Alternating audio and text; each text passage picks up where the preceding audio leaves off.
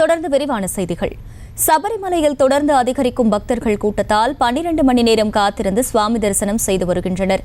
பக்தர்கள் கூட்டம் அதிகமாக இருப்பதால் பம்பையிலும் கடும் கட்டுப்பாடுகள் விதிக்கப்பட்டுள்ளன. கூடுதல் விவரங்களை செய்தியாளர் பாலாஜி வழங்க கேட்கலாம். பாலாஜி வணக்கம். அந்த பகுதிகளில் செய்யப்பட்டுள்ள கட்டுப்பாடுகள் எல்லாம் என்ன, முழு விவரங்கள் என்ன?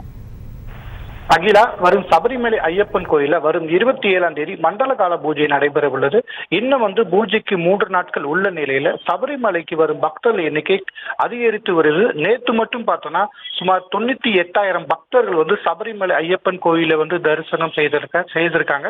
தற்போது தென் மாவட்டங்களில் கனமழை காரணமாக அந்த நேரத்தில் சபரிமலை வர முடியாதவர்கள் தற்போது சபரிமலையிலையும், மேலும் பள்ளியுடைய கோடை விடுமுறை விடப்பட்டதாலும், மற்றொரு புறம் பார்த்தோன்னா மண்டல கால பூஜை நெருங்குவதாலும் சபரிமலைக்கு வரும் பக்தர்கள் எண்ணிக்கை தொடர்ந்து அதிகரித்து வருகிறது. சுமார் 12 மணி நேரமாக காத்திருக்கு பின்னர் தான் ஐயப்பனை தரிசனம் செய்யக்கூடிய சூழல் உருவாகியிருக்கு. பம்பையில பல மணி நேரம் காத்திருக்கு பின்னர் தான் மலையேற பக்தர்கள் அனுமதிக்கப்படுறாங்க. அவ்வாறு ஒவ்வொரு குறிப்பிட்ட அளவு பக்தர்கள் அனுமதிக்கப்படும் சூழல்ல சரங்கொத்தி, அப்பச்சிமேடு மற்றும் மரக்கூட்டம் ஆகிய பகுதிகளில் கிட்டத்தட்ட ஒரு 6 மணி நேரத்துக்கு மேலாக பக்தர்கள் 20,000-30,000 பக்தர்கள் வெகு நேரம் காத்திருக்க வைத்த பின்னர் தான் மலையேற அனுமதிக்கப்படுறாங்க. அவ்வாறு காத்திருக்கும் பக்தர்களுக்கும் குடிநீர் மற்றும் பிஸ்கட் மட்டுமே வழங்கப்படுகிறது. அவர்கள் தேவையான உணவுகள் வழங்கப்படவில்லை. மேலும் பார்த்தோம்னா இயற்கை உபாதை கழிக்க முடியாமல் மிகவும் சிரமப்பட்டு வர்றாங்க.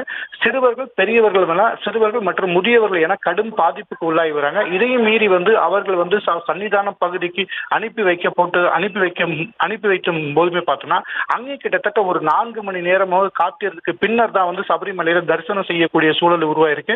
தொடர்ந்து சபரிமலையில பக்தர்கள் கூட்டம் அதிகரித்து வருவதன் காரணமா பார்த்தோம்னா அங்குள்ள காவல்துறையினர் தரிசனம் முடித்த பக்தர்கள் உடனடியாக மலையை விட்டு இறங்க வேண்டும் என தொடர்ந்து அறிவுறுத்தி வர்றாங்க. மேலும் பார்த்தோம்னா அங்கு பக்தர்கள் வெகு நேரம் தங்குவதற்கு அனுமதி அளிக்காமல் அவர்கள் உடனடியாக அனுப்பும் பணியில் ஈடுபட்டு வர்றாங்க.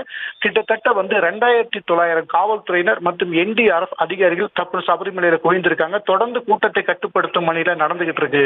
அகிலா, முழு விவரங்களுக்கு நன்றி பாலாஜி. செய்திகளை உடனுக்குடனும் துல்லியமாகவும் தெரிந்து கொள்ள சப்ஸ்கிரைப் பண்ணுங்க.